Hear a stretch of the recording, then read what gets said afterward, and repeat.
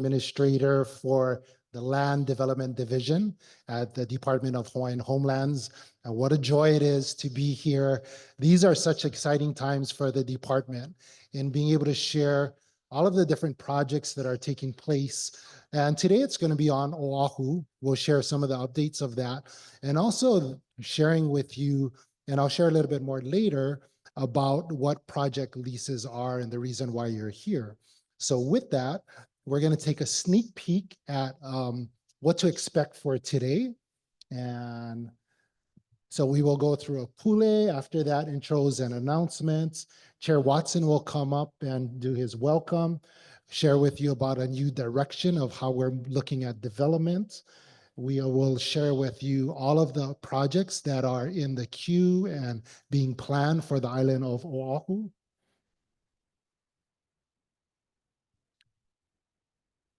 I know that's what I said too. No.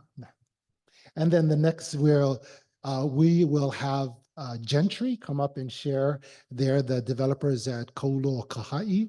And then right after that, we will have Market Development Incorporated. They're going to be sharing about Kaupea. And then we will have the some staffers come up and share about successorship and transfer, also about NAHASDA, and then also about the project selection process, as well as the lease signing. And really encourage you guys as well. We have the last one, I think we have one more, right? Open house outside. So if you didn't have a chance to visit some of the exhibits that are out there, we recommend that you do that. With that, I want to turn it over to Juan Garcia. He is our administrator for the Homestead Services Division.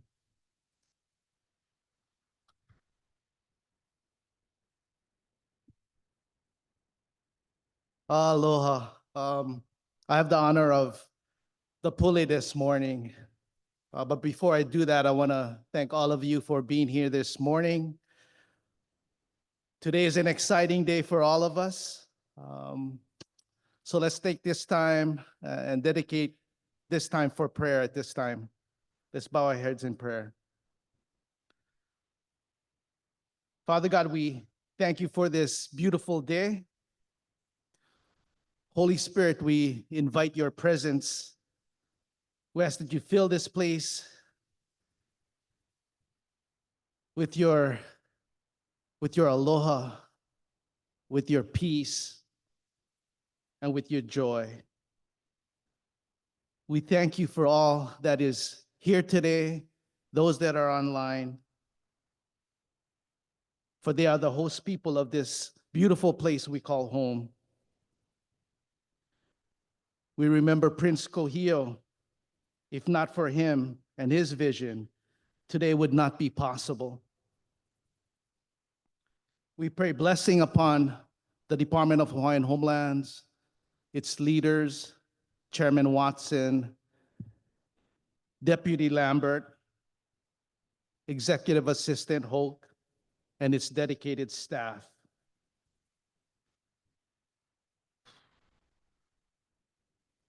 We ask that you continue to bless Hawaiian Home Lands, its many partners and vendors, that you continue to prosper each and every one, Lord. And we pray for all of the speakers this morning and this afternoon.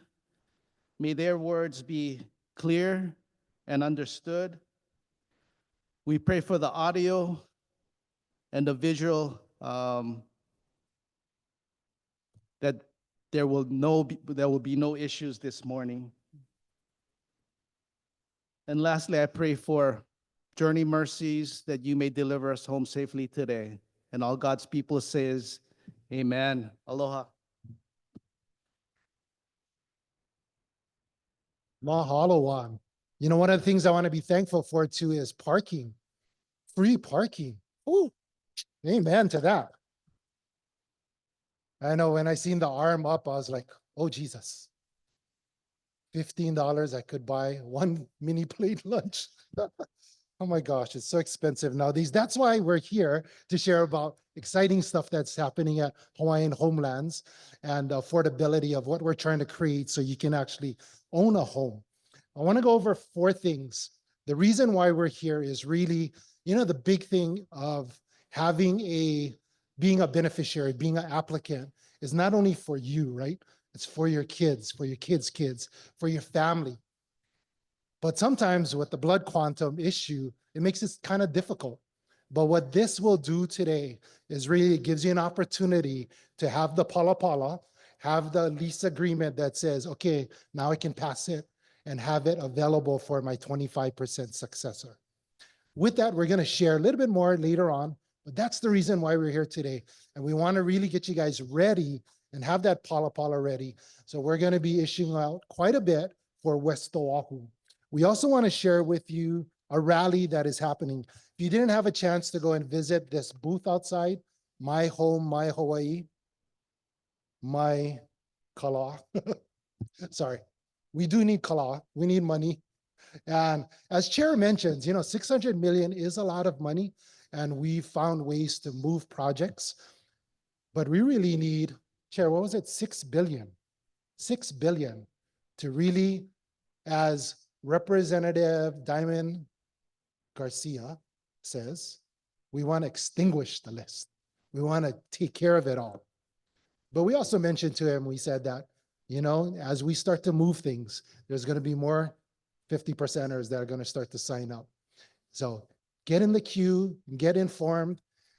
There's a lot of resources that are outside that will get you prepared financially. So today, and for this process, you don't have to be financially ready to get the pala. You just got to say yes. And so we're going to share with you what that process is, how we go about it. So go visit the resources that are outside. They can help you. And there's a number of different service providers that are there. We also have our 2 developers, and then we also have our staff in the corner. They can answer many different questions that you may have. And then last is, there's so much information that's going to be coming. Every time I sit in one of these, I learn something new, and I cannot remember all the time. So we will have a recording that's on our website, that there's a link that will show all of the recording of what went on today. So make sure that you go back and take a look at that, because if you forgot something, you can go back and rewind them again, almost like in school. Well, nowadays, those students, they're lucky, yeah? They can go back to the video and watch it over and over again. Us, we have to try to remember. Not so easy to do that sometimes.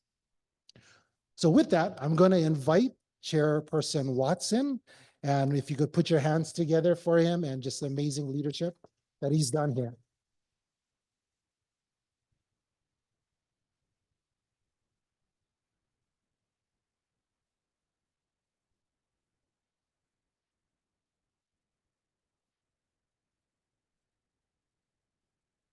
Right. Hello, my kako. It is my honor and privilege to stand before you today to welcome you as we continue our journey to uplift and empower our Native Hawaiian families through meaningful initiatives. As we embark on explaining the 2 West Oahu projects, the Ka'ulu Kahai as well as the Kaupea single-family residential projects, and how to receive a homestead award, we also provide you with an overview of additional projects planned for Oahu, which reflect our collective vision to restore and strengthen our lahui here on Oahu, which is clearly a focal point for DHHL. These projects that you'll learn about are more than an expansion of physical spaces. They are a testament to our commitment to you. We aim to ensure that this process remains rooted in the values of Laulima, or collaboration, Pono, or justice, and Aloha. Your voices have guided us to this point, and your continued input will be essential as we move forward. First, I would like to recognize the historical journey that has brought us to this moment. We must honor the person best responsible for us being here today. And looking at the history of this program, it's really the byproduct of the situation with Native Hawaiians as we went through history.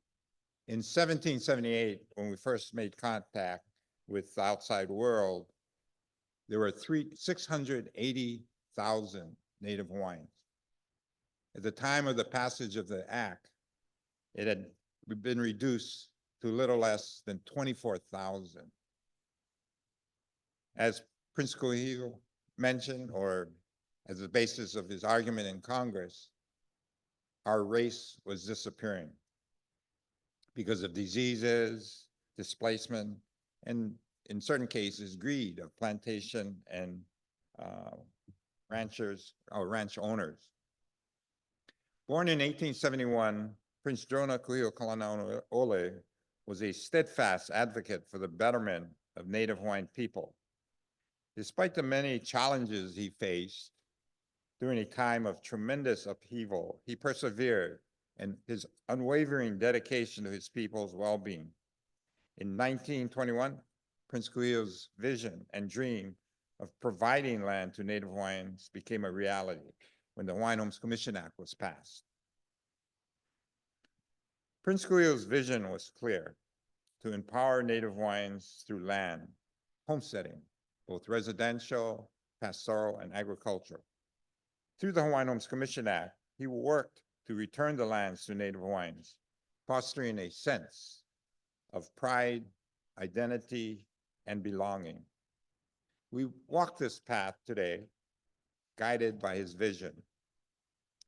The Hawaiian Homes Commission Act has been serving Hawaiians since 1921 with a mission to manage the Hawaiian Home Lands Trust effectively and to develop and deliver homesteads to Native Hawaiians.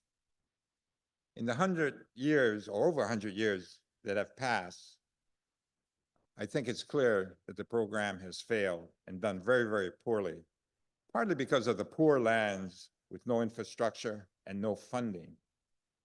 Today, we are changing that, especially with the award of over 600 million from the legislature in 2022 under Act 279 and the acquisition of new lands, just like these new lands that these projects are being built on. For many of you, our waitlisters, I want to begin by acknowledging your patience and perseverance.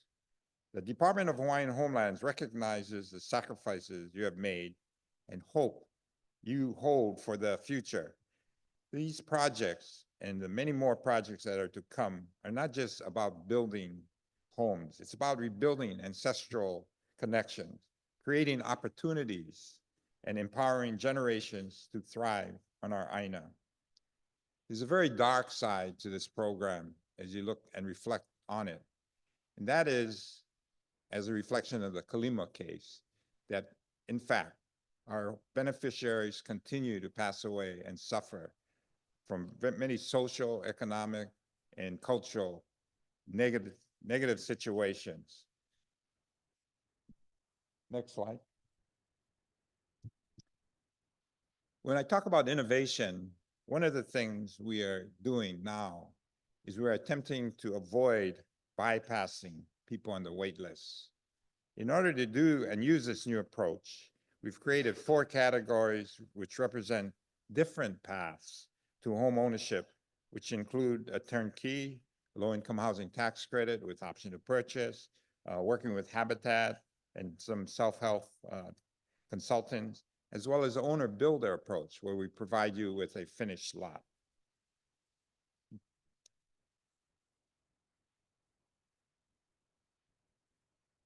One of the things that you must understand, it is a two-way street. In order to not only be successful in receiving a homestead, we need you to educate yourself, to prepare yourself, but more importantly, meet the minimum requirements that are going to be imposed upon you in order for you to succeed to the next step of being awarded an actual lot. In order to do that, we need to inform you of the different things involved in loans. That's why we have lenders, we have tables to educate you as to the different loan products that you may qualify for. For those of you that do not qualify for a mortgage, there are alternative approaches with the low-income housing tax credit, with option to purchase, you are able to, based on your lower income, qualify for this project or approach. And in this particular approach, what happens is you are required to do certain things, such as you're restricted as to who can live with you. You have to do an annual certification of your income. You have to, certify that your income remains the same. And you also are subject to annual inspection. That may seem onerous. For some of you, that's unacceptable. It's your choice to participate or not participate. But one of the things that we as a department want to make sure is that you make an informed decision. So we will have workshops for all these different things. The other one is habitat. Habitat also has certain restrictions and requirements regarding income, your requirement to participate in the actual construction, as well as the loan products and insurance. That too has certain requirements that you must first meet in order to be a participant in that program. The owner-builder type situation where you provided a finished lot, you will have to provide information regarding your ability to perform within a certain deadline. Far too many times where the department has made awards, the lots have sit vacant, become an eyesore. So in order to do that, it's contingent upon the department to provide you with information, provide you with contractors, provide you with plans that you can use in order to fulfill your dream of having a homestead, as well, more importantly, a house. But that requires you to understand as well as participate in the process. If you fail to do that, for example, in the turnkey situation where you get an award and you don't qualify for a loan because you didn't make the effort to provide the documents that can certify your income such that you can qualify for a particular loan, whose fault is that? In that situation where you don't get the pre-qualification, you will be not awarded a lot. Your paper lease will still be effective, but you won't get a lot. And then what that happens is you probably will have to move or identify another project that you might want to participate. And in that project, then you have the opportunity to meet those requirements so that you can qualify for a loan and move forward in the selection of an actual lot.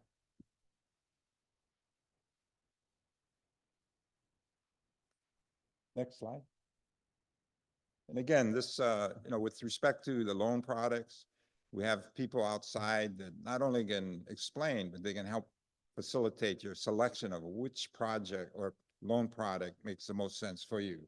We'll also have, actual lenders. There's a variety of loan products that will meet your needs. But the main thing is you got to pre-qualify for it. Next slide. Now, this is the exciting part. These are the projects that you will have an opportunity to not only educate yourself and look at, but more importantly, decide whether you want to be a homesteader in that particular project. And again, the good thing about these different projects, for example, the Ka'ulo Kahai, we're going to award close to 700 lots. When you look at the location, and for some of you, it's educational process, you might want to drive out there. We have 3 other homestead communities adjacent. Well, the first phase of this particular project is already in place. We're now into the second phase where we're actually working with Gentry and Hawaiian Dredging in moving forward and putting the infrastructure for the first phase of the second phase. And so take a look at it. It's a great location next to the University of Hawaii, West Oahu. You have Ka'ulo Kahai adjacent to the Kroc Center. You're close to TOD, or Transit Oriented Development Station, which provides you transportation to different areas. Hopefully someday the stadium will be built and you have an opportunity to travel there on the TOD station. The other project that you'll be looking at is a Kaupea. This too is a 60-unit project that will be constructed in the coming years. Again, this one location is ideal. It's right next to Kapolei High School and Middle School. You have a location located close to the department's administrative building. your neighbors, our fellow homesteaders. It's a great location. You have restaurants and various activities throughout that area. Our kuleana to you is not taken lightly. With these projects, we are not merely constructing houses, but nurturing communities that reflect our culture and our shared vision for a better tomorrow. We are working tirelessly to ensure that the infrastructure, the design, and resources align with your needs and aspirations. We gather here at the Hawaii Convention Center to continue the process. And this will be a very challenging, but for some of you, very life-changing. Getting a Hawaiian homestead with a hale or home for your family, either at the Ka'ulo-Kahai or Kaupea projects. For those of you that do not qualify or get a homestead, don't be discouraged, because you will learn today about all these other projects that we have, that we'll be moving forward. Some of them already have funding. Others, as Kalani had mentioned, please join our rally. As this legislative session, we're trying to get an additional $600 million to move these other projects forward, at least either in the probably the second phase, in some cases, the original development. As we go through this orientation process today, let us remember the purpose that brings us together, to learn about these projects and other projects. DHHL is committed to creating vibrant communities that respect our past, serve the present, and build for your future. As you go through the process for qualifying for a homestead, let each step be a symbol of your determination and your commitment to getting a homestead for you and your ohana. Do not give up. Please, please don't give up. I'd like to mahalo to all of who contributed to this journey so far, especially Kalani, Franda, and Michelle Hitzman, as well as Juan Garcia, that have addressed many of the issues that have been, I guess, festering because of its inefficiency and lack of effectiveness. But we've come up with an approach collectively that I think will move the program forward, but more importantly, avoid bypassing people on the wait list, which is no longer something we want to experience or you folks suffer. I'd also like to thank Gentry. You know, they have a long track record, which you'll find out about. And it's very, Quentin Machida and his staff have been excellent in working with the department and providing quality, affordable homes. I'd also like to thank Mark Development, Craig Watasi and his group for their unique and innovative approaches that go back many years, over 20 years, in which not only were they their first developer to do a large-scale development for the department in Princess Kahanu, but they're the ones that initiated and provided an approach to people that are lower income, and that's low-income housing tax credit with option to purchase. They're the ones that set that up and moved the ball on that so that we were able to move forward in addressing those people that typically we have bypassed in the previous years. As we advance, we ask for your continued patience and trust, and together we will make our chosen homestead project a place that not only honors our past, but builds a thriving future for our keiki and Mo'opuna. I would like to share a Hawaiian proverb, or olelo noeau, that I believe captures the essence of our gathering here today. A'ohe hana nui te aluai. No task is too big when done together by all. Let's work together to bring this vision to life. Aloha.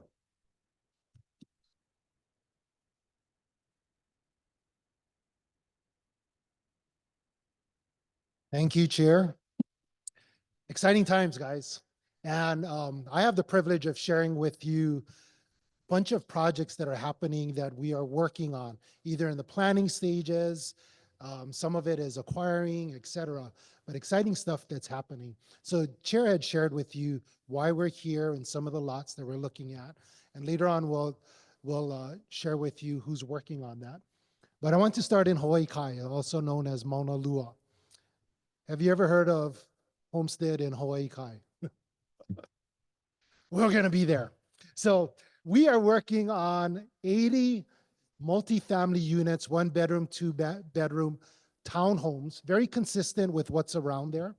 And it's across from the post office. You can walk right across the street, or you can walk down to Safeway and Long's, or take a ride to Costco if you wanted to. But it's right alongside the marina. Hawaiians on the marina, yeah? Ayo. So we are working on that. And then you go around the corner. You know, I still tell people in Hawaii Kai, technically you live in Waimanalo, just on the other side of the mountain. But we're going to be on Waimanalo. So we're looking at a number of different lands. Some of it you guys have heard in our regional planning with our planning office in beneficiary consultation. They talked about this area, about the Wong Farm. And we are looking at roughly about 200 combination of residential and sub-ag. Sub-ag is like half acre. It just gives opportunity for our beneficiaries to do some type of domestic ag on their property, and you can live on it as well. And then we're also exploring other lands that are managed and owned by different state agencies that are surrounding this area, so we can build up the opportunities in Waimanalo.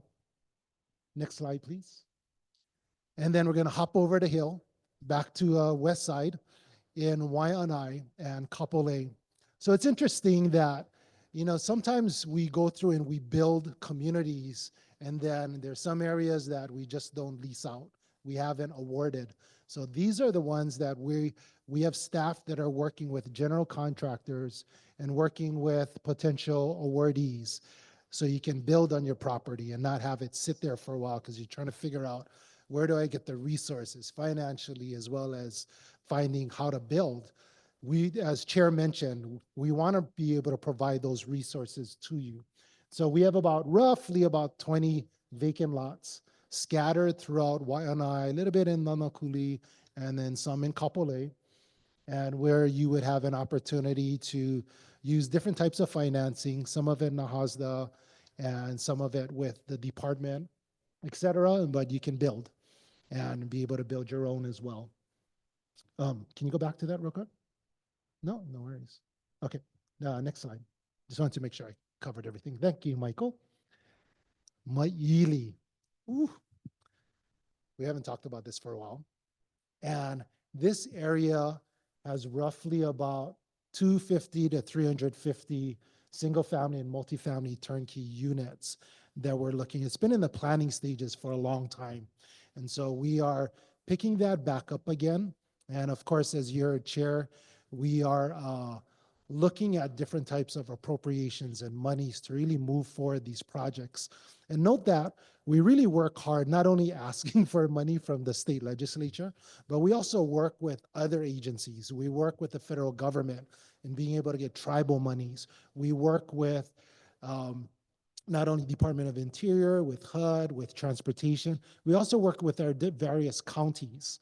And they've been able to provide certain types of funding that we can take advantage of so we can build out the infrastructure. And so that's kind of what we're doing out in. Here's what's planned in Maili. Around that area, there's a Kamehameha Schools Community Learning Center. And then next to that is Uluke Kukui. We're working with a fellow Hawaiian trust, Luna Lilo Homes, on being able to manage that. If you go to the next slide, it'll have kind of a better rendering of some of the work that's being done there. And they're really converting what was there into something that's more usable. So and renovating it. I believe it was 80 to about 40. And we also have some transitional housing that we're working on. This is where we exercise kind of our first opportunity to be able to provide our own permits, and that's at Yorktown and Kalailoa. Now moving to town, we have other opportunities that we are working on. The first ever condominium that we're working with Stanford Card Development.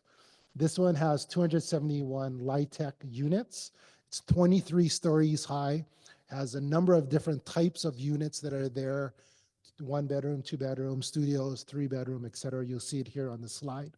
And then there's also an area 2-story townhouse with 3 bedroom options that are there as well. Exciting times once again here at the department, and exciting times for our beneficiaries. Really what we want to do is really provide options, because we are all over the chart as far as where we can afford. So we want to provide the option that you can actually have something that you can live in. Some of it might be in rentals. Some of it might be where you can get different types of financing depending on how much you make, how much money you have, et cetera, your credit report. And that's the reason why we have our service providers out there, is really help you through that process. Next slide. I know we're hopping all over Oahu. Coming back to Everside, we have an area where it was the former tsunami center. We have about 380 single-family and multifamily turnkey units that we are planning. We're in the planning stages right now. It's next to the golf course and then close proximity to the beach, right across the street. Now, I know Chair talked about the 700 in Kauluoka'i. We also have, and I put this number out there, and I know our project staff, development staff will kind of laugh at me. I might have made it too high, but that's okay. It's roughly about 1,000 plus units. It's all multifamily units that will be there. And it's going to be located in these sections that you see. It's near UH West Oahu, near Ever Village's golf course, near Honouliuli Middle School and the Kroc Center, as well as walking distance from the rail station. And that isn't exciting stuff? Lots going on Oahu.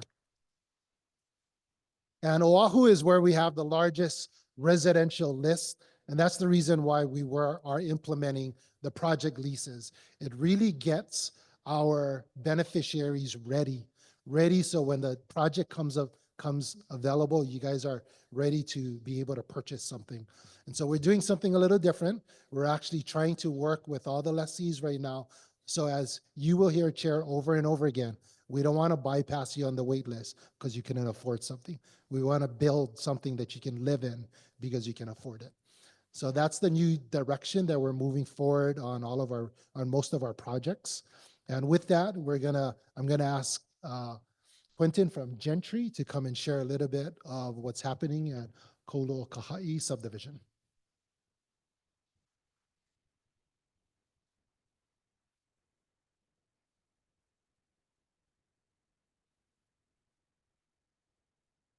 Good morning, everybody. It's good to be with all of you. We're excited to be here with you, but really excited for you, actually, and all the things that are coming up. I was listening to Chair Watson talk about Prince Kuhio, and I gotta say, it's kind of humbling, just being up here, and I know I got a picture of him right here, but working on his vision and mission. Anyway, I want you to know, I'm here to tell you a little bit about Gentry and what we're working on, but I want you to know that we take it very seriously, working with the department, and we'd be honored to build you your home. We're anyway, some of you might already know Gentry, and some of you probably have seen us speak before, but for those of you who haven't or don't know, our company was founded, our company was founded in 1968, and over the last 56 years, we've been building in Hawaii. We built about 14,000 new homes. The company is most well known for Gentry White Peel and Ever by Gentry. Next slide. Gentry is a team. This team has a vision of building quality homes and communities for a better Hawaii. Our mission is to build homes of great value through innovative design, quality construction, competitive pricing, and superior customer attention. Every Gentry home is built to the same standard. We use, I want to tell you, we're not a low bid company. We are known for building affordable homes, but we're not a low bid company. We believe in partnering with our contractors. And the reason we do that is we want to build you a quality home. So every home we build is based on the same standard. We use the same personnel, same designers. And so the people who build, you see in Everby Gentry, or the same people you're going to see building at Kahulo'akahi. Gentry homes are also built to last. They're all, we take a lot of pride in building green homes, and we're known for our energy efficiency. So our homes that we build today use about half the energy of a home that is built to the code.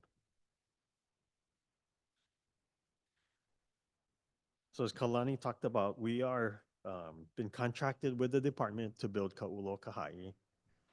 And we're going to develop nearly 700 home sites.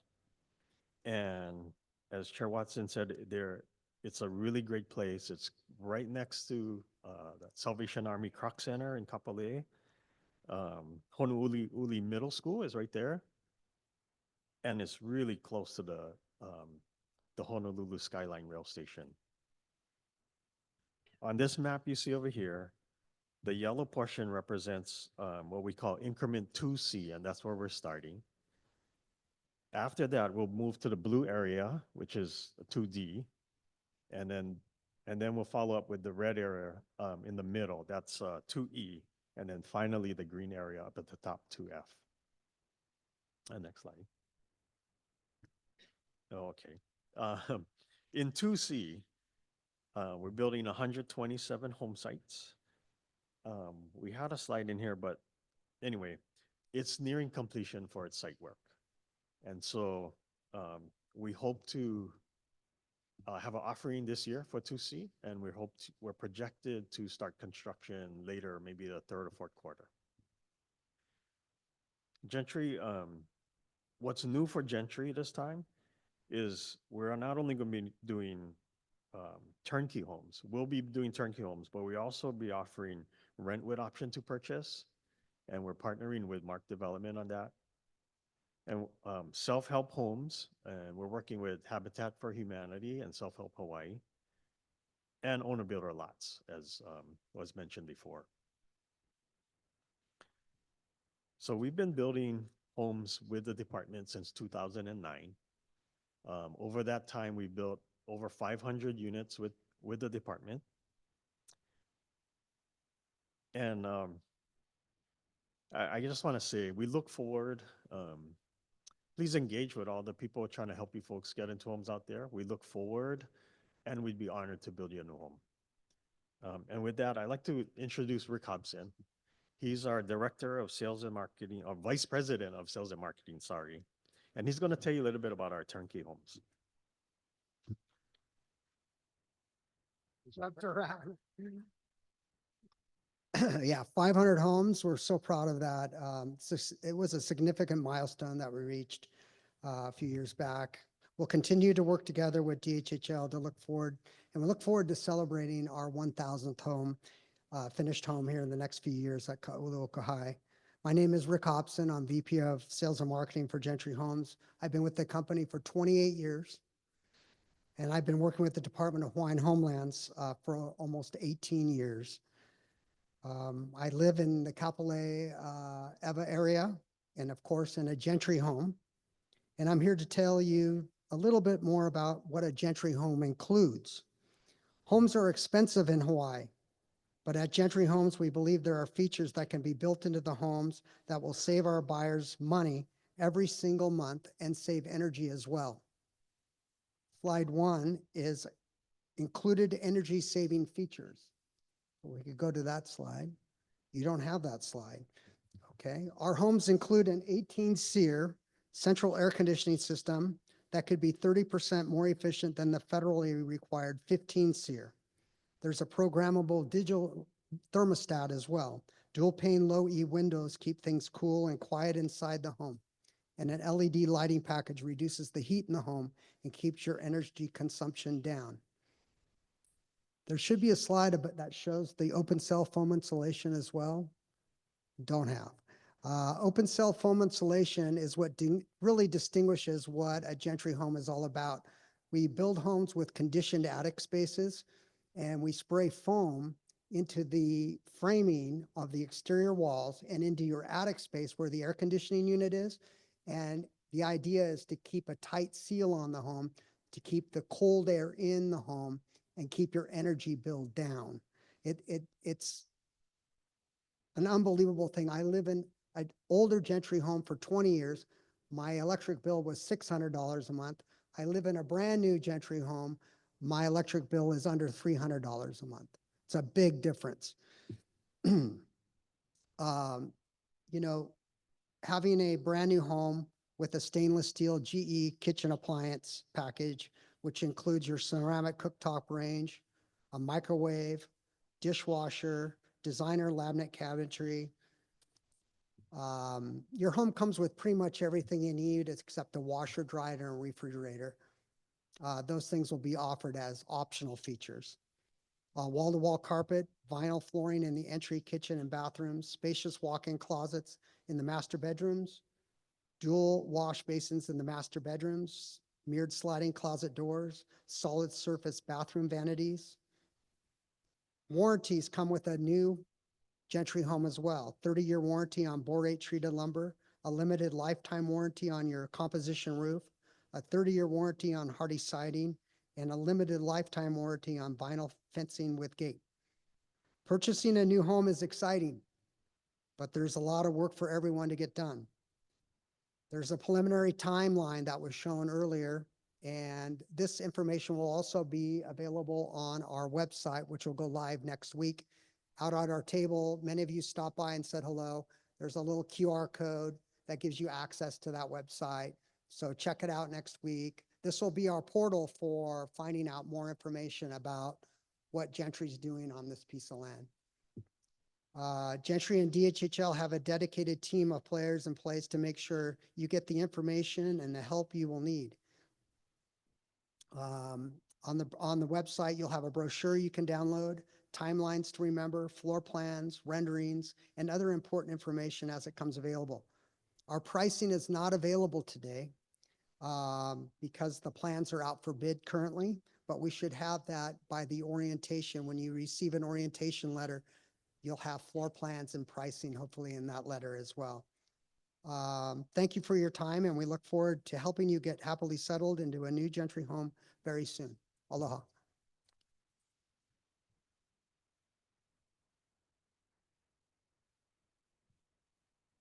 Thank you, Gentry. And if I could have, is it Craig? Are you coming up? Well, he said he wanted to have the handsome one, Watase, be able to deliver this, but his son wasn't able to make it today. No, I'm just kidding. From Mark Development, Craig Watase.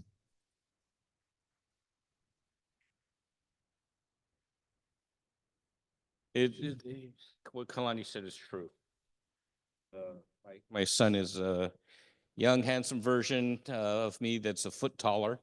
And we just named him president of Mark Development recently. We're excited to be a third generation affordable housing real estate development company. Mark Development, Mark is my father. He's 93 years old, still kicking around. Is there a lot of echo? Is this okay? No? Okay, up here it sounds like I'm echoing. And I'm Craig Watase. I'm now CEO of Mark Development, and but we're all still doing all the same work. You know, we're not a huge giant monster company like Gentry Homes, but we've managed to do a lot of work. My father founded Mark Development with the sole intent of building affordable housing in Hawaii. Oh, great. Cool. Yeah, I'm short. I'm not like Cully, you know, the podium hides me. And Cully said just about everything that I was going to say, so I don't have a lot to say now, right, except maybe share a little bit more about Mark Development, who we are. When I was a very young man, we had the opportunity to, we won an RFP to build 272 homes in Nanakuli called Princess Kahanu Estates. And that was for Holiku Drake, who was the chair at the time. And we tried something new. We were the first private developer to build on Hawaiian Home Lands, and it came along with its challenges, but we worked through it, really enjoyed working with the staff. We overcame a lot of obstacles and built 272 homes where the department used to take about 10 years to do a subdivision. We designed, built, and moved in 272 families in just over 2 years. So we're very excited about that. Now, to put into perspective the challenges, I mean, back then we thought it was challenging. This is 1995, I want to say. We had 4 models, and the 2-bedroom started at 78,000. The 4-bedroom was 145,000. Okay. Fast forward 30 years now, and we've seen what inflation and the cost of everything goes up. And we're very challenged to produce homes, and Chair Watson is coming up with innovative ideas on how to bring the cost of construction down, cost of financing down, and things like that that drive the home prices. But we're very excited about that. I fell in love with doing Hawaiian Home Lands. When we started turning over the keys at Princess Kahanu, I saw how important it was to help people get onto the land and how more important it was for Native Hawaiians. So, I am not Native Hawaiian, but I love the mission. I love the dream that Prince Kohio had. And Cully gave me credit for the rent with option to purchase. And after we finished Princess Kahanu Estates, Holiku Drake, the chair at the time, Mama Drake, as we would call her, asked me what went well. And I told her what went well. She goes, what didn't go well? And I said, well, I went through 3,000 names to find 272 buyers. If my loan officers told me that if they had a couple of years to work with a lot of the buyers, they probably could have qualified another 20, 30% of the people if they taught them about financial counseling, taught them financial literacy, how to save for down payment, how to improve your credit scores. And they said we could have increased the number of qualified mortgages by another 30, 40%. And she says, well, what about the other 50%? And I said, those people on the waiting list that are making less than 80% of the median income will never become homeowners. And Mama Drake looked at me and said, find a way. I was like, really? But I had been going to these low-income housing tax credit seminars. It's basically reading the Internal Revenue Code, which is incredibly boring. But there was one paragraph in section 42.7J, I can remember it, that had a paragraph that said, this is a rental program. However, if you want to sell it after the 15-year minimum rental period, you can offer a purchase option to the renters. And I was like, oh. And Cully gave me credit for reading that little paragraph, but it was Cully who was the chair 20 years ago. And I came to him and I said, hey, I have an idea, but I don't know if we can pull this off because it's a federal thing. And when I tell them I want to rent only to Native Hawaiians, they're going to tell me I'm violating the Fair Housing Act. I'm going to rent based on race. Cully said, here, go take this land in Kapolei and use it as a demonstration project and go get the money. And he goes, and I'll give you some money to go hire lawyers to go fight with the Washington guys. And lo and behold, we got the Office of Native American Practices to say it was okay for us to use low-income housing tax credits on Hawaiian homelands and rent it only to Native Hawaiians. Thank you. That was a big deal. But it was because Cully Watson, he always thinks out of the box. It drives us developers crazy, but he's always trying to find different ways and explore. And it was because of that we now have access to this source of funds that has helped put a lot of people into homelands it's a 15-year journey, but it's better than no journey at all, right? So we're excited about the option. And Cully, when we first did Ho'olima Lima, which was the demonstration project, the challenge was we would tell people that applied, hey, you know, if you don't think you're gonna be alive in 15 years to exercise your purchase option, you shouldn't rent this because, you know, you should go find something else. I mean, you can still rent, but you know, if you die, you got nothing to pass on because you don't have a lease yet. Chair Watson has figured out with the undivided interest, now we can combine those things. So while you're going through that journey of renting with an option to purchase, if you don't make it to the end, at least your successors have something still, okay? Which is something we didn't do at Ho'olima Lima. So we're getting smarter as the years go on, I think, and getting better, finding more solutions. So that's a little of the history of how, you know, we're trying to solve targets for different economic categories of buyers that make up the Hawaiian Homes waiting list. So, and there are some other things that I won't bore you with, but we're looking at solutions for other categories as well. So, Mark development, you know, everybody said everything already. So, yeah, we started in 1977. We've done only affordable housing. We also do property management for low-income housing. So, some people may be like, "Oh yeah, you're my landlord. Stop trying to evict me." Well, pay your rent. So we manage about almost 2,000 apartments across the island, Section 8 projects, USDA, farm labor stuff, all government assisted things. And I always tell my fellow developers, except for Gentry, we love Gentry, you know, if you had to maintain the home that you built, you would build it differently. And that's smart development. We're kind of like Gentry in that quality is utmost importance.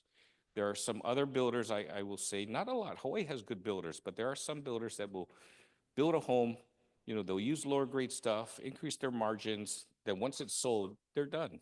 Yeah, they got a 1-year warranty, you know. But when you're a property manager, you build a building and then you got to maintain it. Your tenants are calling you and saying, my plumbing is broken, my window doesn't work, or whatever, my roof is leaking. And you learn that, hey, when you're the guy that got to fix all the work orders, as we call it, we're going to build it better. You know, so in our mentality, in our minds, Mark Development, we've always had the approach of, you know, we would build rental projects and then we have to maintain it. So we try and build it good because it's our job to maintain it. And when we're doing for sale homes, the same mentality applies. We want to build you a quality home because we've been in your shoes, you know. That's the worst, right? When you get a home and then it has all kinds of problems. And there's always problems. So you want to have a company, like I know Gentry has a great warranty program. You're always going to have different problems. But the thing is there somebody that's going to come and respond to it, stand behind their warranty, fix it for you? And I know that they do that. And that's why we're excited to be partnering with them to do their low-income housing product. What else am I supposed to say here? Okay, Princess Kahanu, Kapolei Ho'olima Lima. We built the first phase of Hanapepe on Kauai, and we're doing the second phase right now. And we're excited to be doing Kaupea. I don't have any pretty pictures like Gentry to show you because we're still working on the contractual stuff and we haven't begun design. So we're waiting to get into that and get our financing package put together. And Kaupea is not as far along as the other projects. So, you know, when you're looking at that, it's a great location. It's right next to the high school. Where part of our development will be to build the mailbox station for Kapolei, for Hawaiian Home Lands. So it's a really good property. We're not sure, you know, what our building is going to look like because we're looking at different options right now.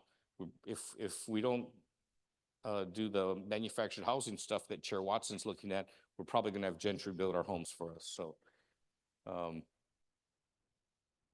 yeah, Kaupea is a great property, nice and flat. Okay, Waipo'uli team member. That's old pictures. That's all we had. So we had to show you pictures of our past stuff. That's Princess Kahanu Estates. I just drove through there the other day, and you know, 30 years later, and we went in there and we told the department, I'm going to build these homes and I want to put in a community association. I want to have a declaration of covenants, codes, and restrictions. And what was her name? Sandy Asato was I forget what her title was. She was one of the branch chiefs. And she says, are you out of your mind? You cannot tell Hawaiians what color to paint their house. You cannot tell them how many dogs or cats or chickens they can have in their yard. And I said, I'm going to disagree with you, but, and we worked with the Attorney General to incorporate it into the lease so that if you violated the rules, it was a violation of your lease. And we were very upfront and told people, hey, this is going to be a planned community. You're going to have design guidelines. But I believe, I went to St. Louis. Yeah, plenty of my classmates live out on the west side, so I said, I believe that Hawaiians want a nice house too and a nice community.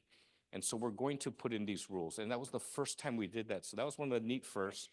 And then that was one that Kapolei, when Ray Soon was chair, he told me, Kapolei doesn't want DHHL in their community. And he said, why? He says, because, they have a reputation for the homes getting kind of not that nice. He took them to Princess Kahanu and said, this is what we're building now. This is how the Hawaiians live. And they said, oh, okay. And the fight went away. So that was, Princess Kahanu was very groundbreaking in that regard. And then again, Chair Watson gave us the opportunity to build Ho'olimalima. Who knows what Ho'olimalima means, all you Hawaiians? You didn't go Kamehameha or St. Louis. St. Louis, we speak good Hawaiian, It means rent. Yeah, it means rent. And the reason why we named it that, because it was the hardest word I could come up with so that my tax credit investors from the East Coast couldn't say it.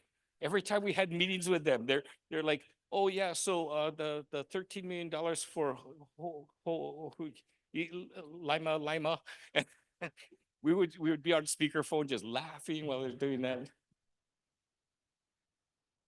Okay, what else do we have? The rent with an option to purchase. Okay, so low-income housing tax credits. I'm going to take a few. How long do I have? How long do you want me to talk? I went to St. Louis. I'm Portuguese by education. Japanese, but I have a Portuguese degree. Can I have time? 2 more minutes? Oh, okay. All right. So rent with option to purchase. The low-income housing tax credit program is by the Internal Revenue Code. And it says that I have to build homes and rent them for 60% or less of the area median income. Sometimes we'll target rents at 50%, a few homes at 30%. The tax credits are sold to investors. That gives me equity in exchange, which means that I have less debt service. My mortgage is smaller. And that's how we get to the affordable rents. The tax credit equity that the investors invest is what gets passed on to you, which is why at Ho'olimalima, we were selling 4-bedroom homes for $80,000, right? But that took 15 years to get there, okay? But when you get there, it's a really good deal, okay? That was quite a while ago though. Prices have gone up, but it's still gonna be a really, really great deal. But like I said, it's a 15-year journey. Now, the great thing about low-income housing tax credits, I'm gonna correct Chair Watson, he said that you have to maintain a low rent. We do have to certify your income every year for your household. And it's your income based on your household size. So I knew guys that were like, oh, I'm going to deny this kid so that I not make too much money, However, you can get qualified. But the tax credit program, a lot of you guys know about Section 8, right? Okay, Section 8 is a rental program where the federal government pays the difference between what you can afford, 30% of your income, and what the rent is. So you might pay $300, but the government is paying the other $700 of your rent. Okay? And if your income goes up, so does your share of the rent. Low-income housing tax credit program is a set rent, and it can go up it can go up based on income, median incomes, but your income can go up and you're not punished for that. Okay, so we had families at Ho'olimalima that, get one son in the household, he's going to college, they qualified as 60% area median income, and then 3-4 years later, the son gets his degree, he's still living at home, but he's got a nice professional job. Maybe he's a doctor. We see some kids become doctors, and all of a sudden they're making $300,000 a year as part of their household income. That's okay. The low-income housing tax credit program was designed so that you want to get better and you're not punished for it. Okay, so that's the benefit of this. So 15 years from now, we had some families that were still low income, but we had several families that were way above income, but they were allowed to stay. And then when they bought their home, it was like really, really nice, right? So Helen Y is here. And I forgot that we had worked with her for homeownership counseling way back when with Lima Lima, and she has video of some of the people that's when they signed their leases 15 years later. And I'd forgotten how great that was. You could see how happy it was because it was such a long journey for them to realize their lease award. But yeah, you can rent with option to purchase. That's what that is. We're trying to figure out how to, we call it the gap group, above 60%, below 150%, 140%. That's where the challenges are, you know, but we're looking for different financing programs for that. Yeah. So that's that. Thank you, everybody.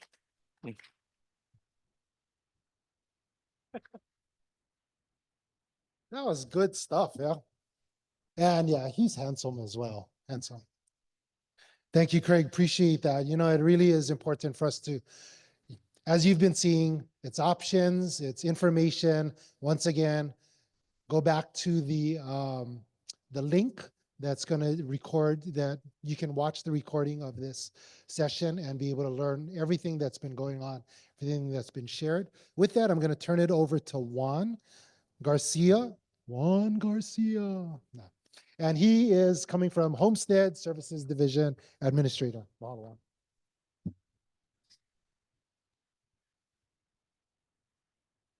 Good morning again. I want to also introduce Kanai, who will be tag teaming with me with regards to successorship. Say successorship. Successorship. What is successorship? Successorship is the process of transferring your right as an applicant as well as a lessee upon your death.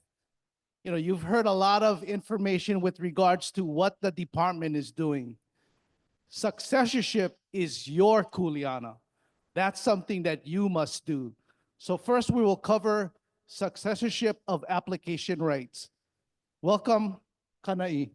He is the Oahu District Office Supervisor.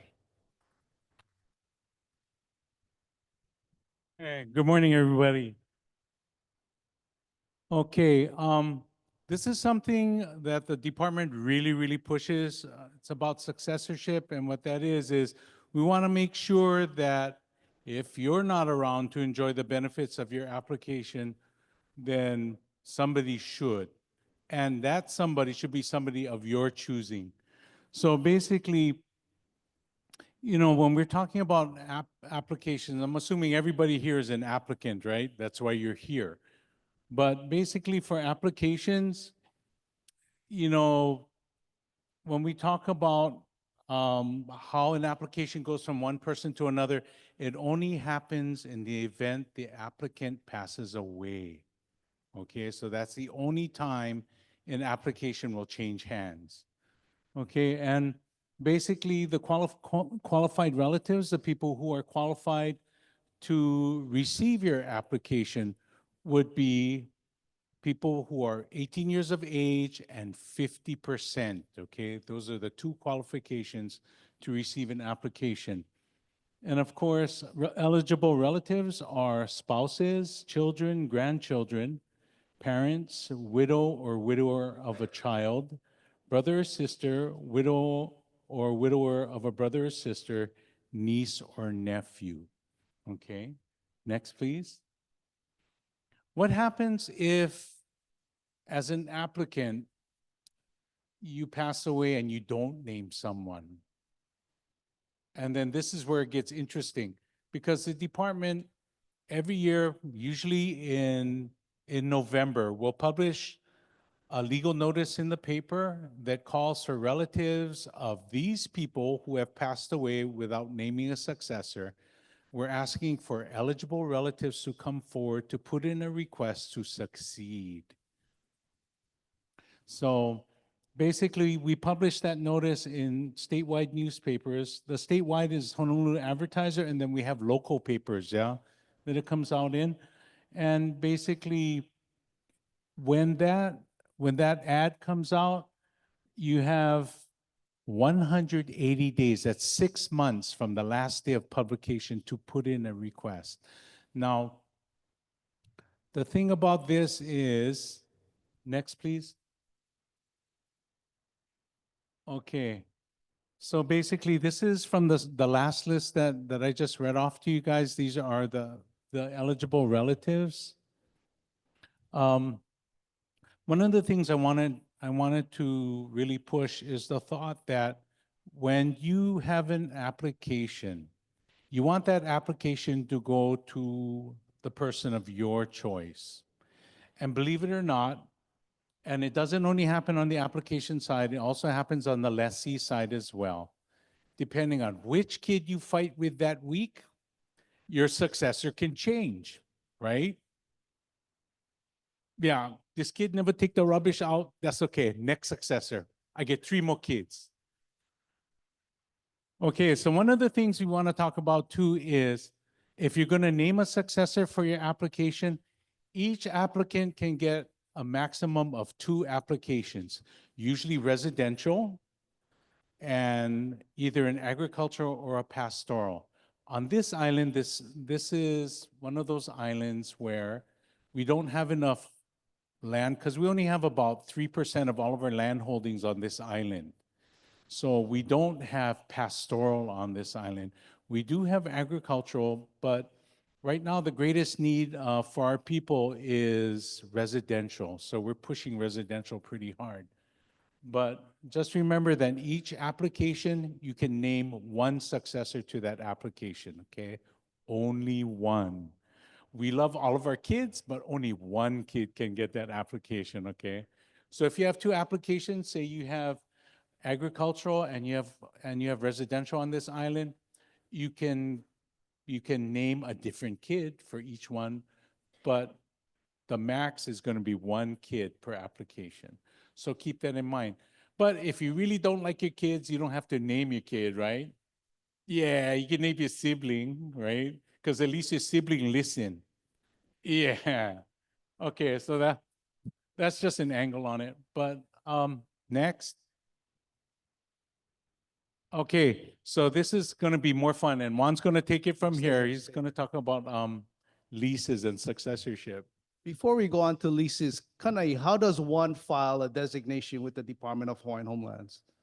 Oh, generally, we ask that you come in. One of the reasons why we ask you to come in is because you may have questions, and we can ask questions for you. Like for instance, what quantum do you have to be to succeed?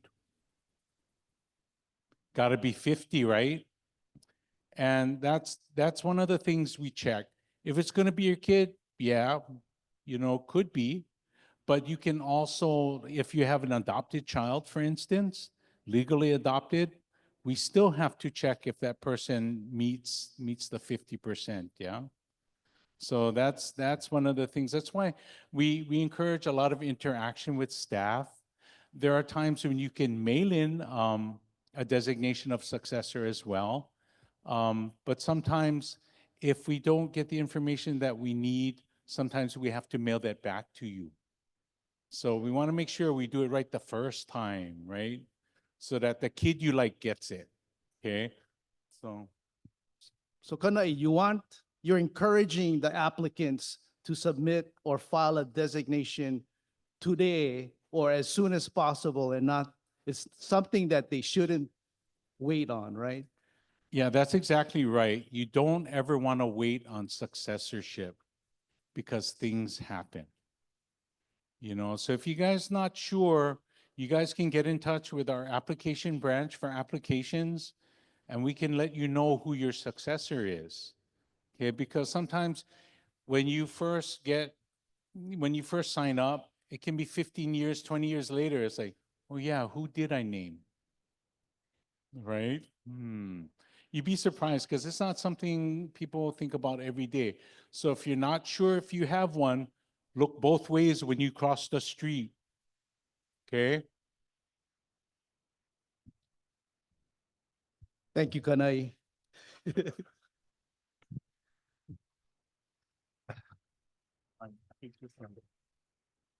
Yeah, so we cannot stress enough. It's an important action for you to do. So if you haven't filed a designation for your application or you want to update it, contact the department, make an appointment, and do that as soon as you can. The sooner the better.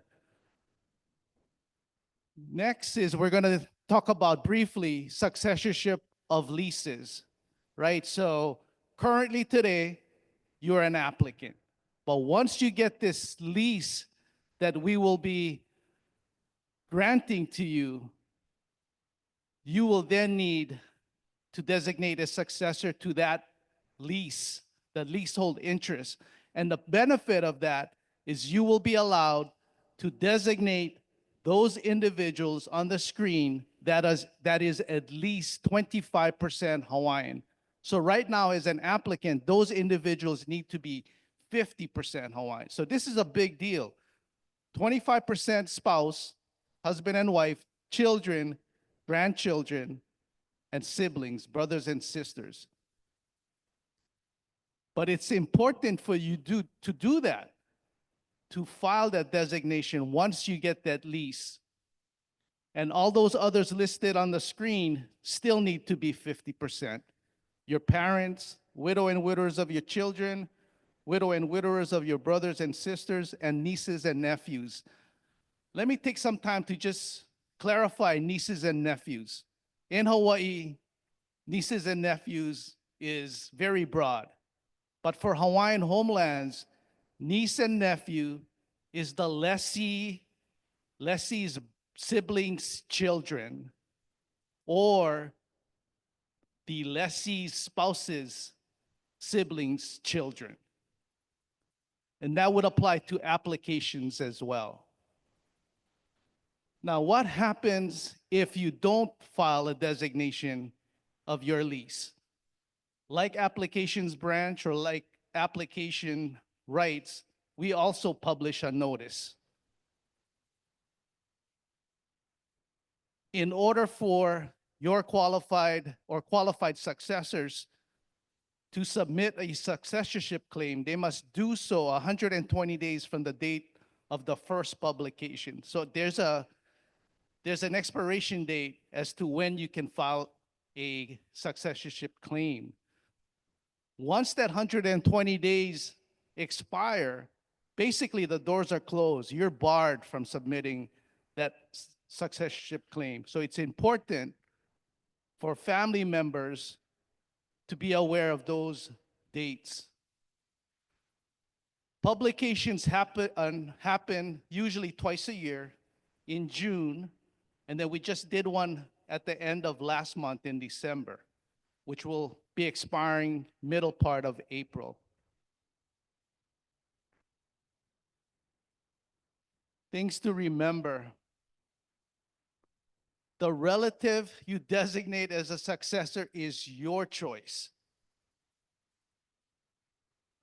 We encourage you to discuss this very important matter with your ohana openly. You need to let the person know that who you designating of your plans. You don't want it to be a surprise. That person may not want the lease, right? That person may not have the financial ability to upkeep and maintain not only the property, but the mortgage payment. So you need to be mindful of who is responsible, financially or otherwise. And we encourage you to make an appointment with the department as soon as you become a lessee. Do that immediately. We cannot stress enough. Like, we don't know what tomorrow brings.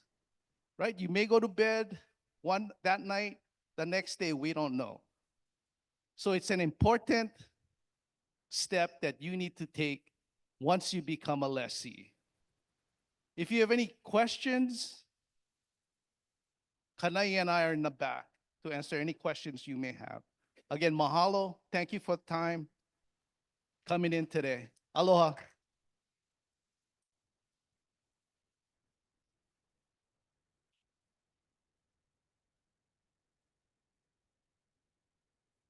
Alani, where are you? You slacking on your job. I guess I'll introduce Annie with our NAHASDA branch. Aloha kako o Ann Aorona ko inoa. My name is Ann Aorona. I am the NAHASDA mortgage loan specialist with Department of Hawaiian Home Lands. NAHASDA is an overview. So the overview basically is NAHASDA is a Native American Housing Assistance and Self-Determination Act, which was passed in 1996 by Congress, then amended in 2000 to add Native Hawaiians. DHHL is the designated recipient of the grant funds, which is administered by HUD, the United States Department of Housing and Urban Development. Funds can be used for various purposes, which include lot development, financing, and other services related to housing. So the next slide just gives you some program requirements and highlights. There is an 80% area median income requirement based on the total household size, county, and determined with income financial documents for all of those that live in the home and earn an income. There are environmental requirements as well as mandatory housing counseling. A lease addendum will be recorded with affordability restrictions, and we do require homeowners and hurricane insurance. Possibly flood insurance may be also applicable. The next slide. This is a home that was built in partnership with Honolulu Habitat. Construction started in September of 2023, and the home was completed in June 2024. This is a 4-bedroom, 2-bath home with 1,456 square feet of living. This ohana are homeowners now in the Kakaina subdivision in Waimanalo. Their new mortgage payment monthly is fixed for 30 years, under $800 a month. Our next slide, this is Auntie Charlene Rodriguez. She's a new homeowner in Ka'ulo Kaha'i in Kapolei. This was a partnership agreement with Leeward Habitat.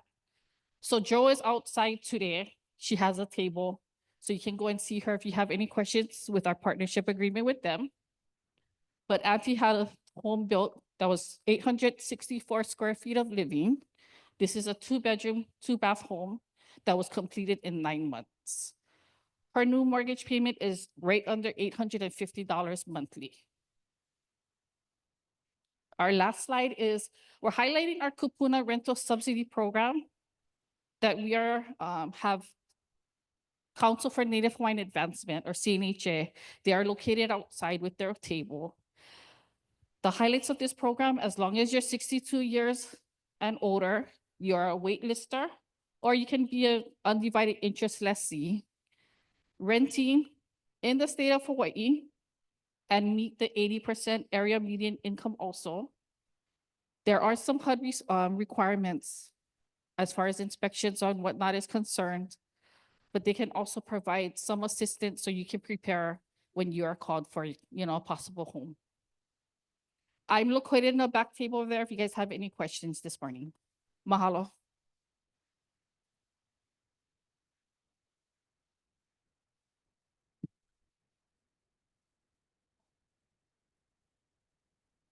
Good morning.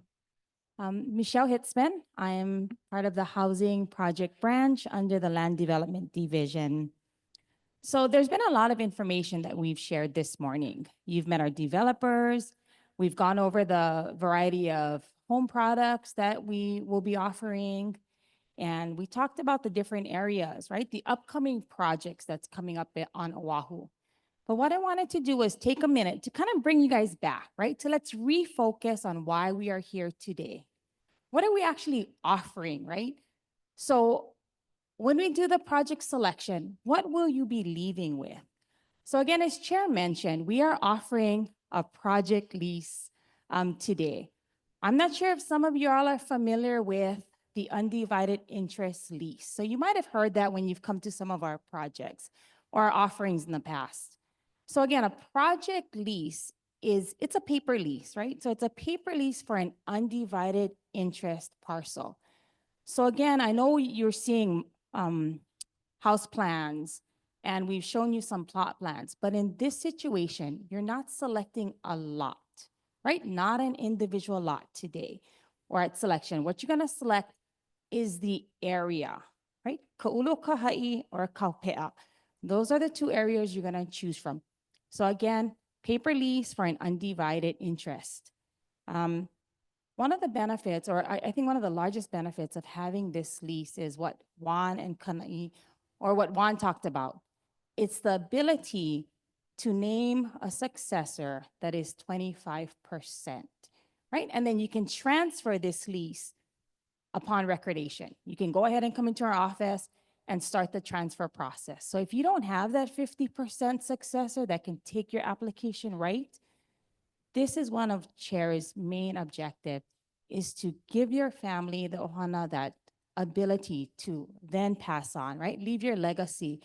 If at some point in time you're unable to get that house or that lot, you still have that paper to pass on to the generations. And then we've got HCA, I think HCL, Helen Y is out there. We have a variety of service providers. So from the time you get the paper lease, we'll give you that opportunity to kind of work on your financials, right? To get ready for that opportunity of home ownership. So again, having this lease, it gives you that time. And if I can share just a small snippet, I did speak to someone outside first thing this morning. He was a little concerned because of pre-qualification. There is no requirement here today for pre-qualification, no financial requirement. As Kalani mentioned, all you gotta do is say yes, right? Just check yes on the response form. We will invite you to the selection. We'll do the ranking, and let's hope we can get you a lease and you can walk out and start doing your successorship and transfer. And then also in these particular areas, Kaupea and Kolokahi, when we do start to offer in increments, the project lessees will have priority, right? So in Kaupea, there are 60 lots. When we do start offering that, we will go to the 60 lessees first.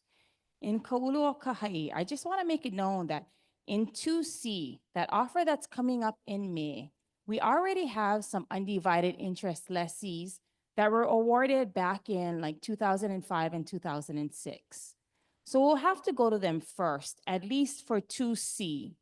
But if there's any lots remaining, we'll then go on and offer to the project lessees that will select this offer after the UIs. And then offers going forward, right? To D, to E, and to F. The project lessees will have priority. So again, if you're interested in 2C, you're about ready to get a turnkey home, take this opportunity, get a hold of one of those project leases. Next slide, please. Thank you, Michael. So as I mentioned, no financial qualification. You don't have to visit a lender. You don't have to have a pre-qualification. All you need to do is fill out this response form. Check yes. And we are asking, your preference, Kaupea or Kolokahi. But again, it's just optional. If you choose Kaupea and you come to the table and you want to select Kolokahi, that's fine. We just need you to say yes. And we just wanted to share that we did push back the selection meeting. So because of that, we're going to give you all one more week. So the original date on the response form and the letter, February 7th. Due date is February 14th. So we're here. We can collect your response forms today. We actually have some of the forms with us. You can go to our table, fill it out, turn it in today. You can walk it into one of our district offices or you can mail it into our office. But again, we need it by February 14th. Even if you're on the fence, just say yes. Because what happens if you choose to defer later between today and selection, or if you choose to defer at selection, it's not going to hurt your place on the application list. So it's always better to say yes, say you're interested, defer later. Next slide, please. So just kind of share the selection process. So we've scheduled March 22nd for the selection meeting, approximately 9:00 a.m. to 4:00 p.m. Again, we're looking at issuing 665 leases. So it could be a long day, but I mean, that's an exciting. I don't think we've offered that many leases since I've been here with the department. And it's going to be at the Kroc Center. So what's going to happen is when we get your response form, we're going to then mail out an invitation letter to y'all. So this one, open, you didn't have to say or RSVP that you were coming. The selection meeting, you will get an invitation letter, and that's by you submitting your response form by February 14th. Selection process. So this offer was made to the Oahu Island-wide residential applicants up to application date December 31st, 2000. So what will happen is, of all the responses that we get, the interested forms, we will then rank you based on your application date, and then selection, we will call you in that order to come up and select the project. Next, please. So again, orientation, optional. While we highly suggest that you attend because we have the vendors that you can talk to, we have staff here present that you can engage with. Orientation is not mandatory. Selection meeting, we ask that you be present. However, if you're not able to attend, you can fill out a proxy, this authorization form, but it must be notarized. And the individual coming to the selection meeting must bring that with them. So don't mail that form to us. Don't walk that form in. Give that form to your proxy. Have them bring it with them to the meeting. We also need you to bring a valid government issued ID with you or the proxy, right? Please make sure you have that. And we know our families, we tend to show up early, we're excited, but just to let you know, if you do arrive late and your name is called, you may be able to select if there's any leases still available for selection. Next slide, please. So lease signing. We're gonna have more information in the invitation letter about the lease signing, but we are actually looking at signing some leases the day of selection. So part of that is we may be asking you all to bring a legible copy of your birth certificate, of your marriage certificate, of divorce decree, any type of name change document. And again, it'll be all on the letter, but if you have any questions, you can always give us a call. So this is kind of visually, right, to show you our process. So today is our orientation meeting. We're providing information. February 14th, the response form is due. March 22nd, selection process, but again, by invitation only. You will select the project that day if your name is called, and you may either sign the lease that day or we will schedule an appointment for signing. After that, we need to go to the commission for approval. So you may see your name on our April agenda because we need to get it approved. We go to the Attorney General's office because they need to sign the lease. At that point, chairman will sign. Now that blue box is actually where you want to get to, right? Or that blue circle is where you want to get to. That is when your lease is recorded with the department. At that point in time, you are then flipped from an applicant to a lessee. After that point, post-recordation, we're going to do financial assessments, which will be mandated. We will require the project lease lessees to go through a financial assessment. We will also have some other workshops that I think Kalani kind of mentioned. You know, we'll have LIHTC workshops. We'll have some workshops on different loans that products that we have. We'll have a successorship workshop. So those workshops will go take a deeper dive into what we kind of spoke of today. And then again, you can contact the Homestead Services Division to now designate your successor. Again, could be a 25% successor, or you can also immediately transfer your lease to a 25% successor. So as I mentioned, Project Lease lessees will be required to go through a financial assessment. And that will be with a DHHL contracted service provider. So we'll give you all that information within 60 days of the commencement date. Commencement date is the day we record. That's the day you become a lessee. We will give you all that information. And Chair touched on this in the very beginning. The reason for the financial assessment is we are now building to the lessee's needs, right? We are no longer just building or going into a subdivision saying, okay, we're going to do turnkey homes and whoever on this list can qualify, good job. But what's happening now is we're taking this list. You guys will work with our service providers to do a financial assessment. That information will be provided to the developer, and then they will take a look at the mix and then see, okay, maybe a third of the houses need to be turnkey.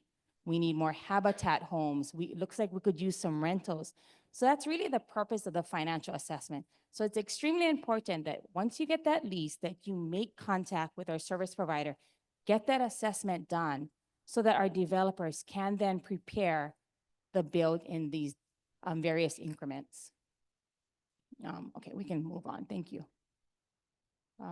So, if by chance, after we had this meeting, you got all this information, you might have seen a project on Oahu that you're thinking, okay, you know what? I want to hold out for Eva Beach, for example. You can do that. You can just defer immediately and say you're not interested, let us know, and then you can wait for the next project. But as I mentioned, you can always just say yes and let us know later that you defer. That's not going to hurt you on the list.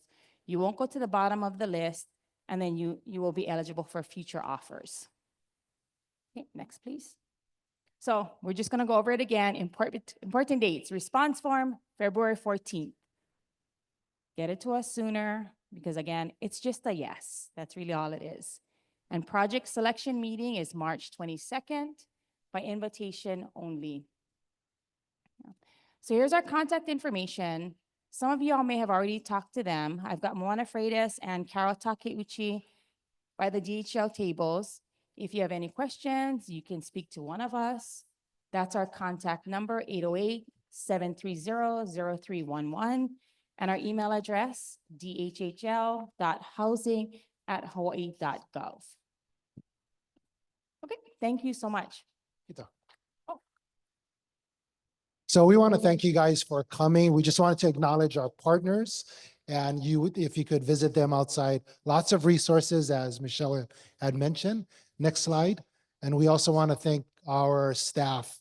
If you have a chance, staff will be in the back to ask different questions. Also want to acknowledge the development team of Ray Kana, Shireen Tam, and Elijah Davidson. If you have some questions on Kapolei development, you can see them in the back as well.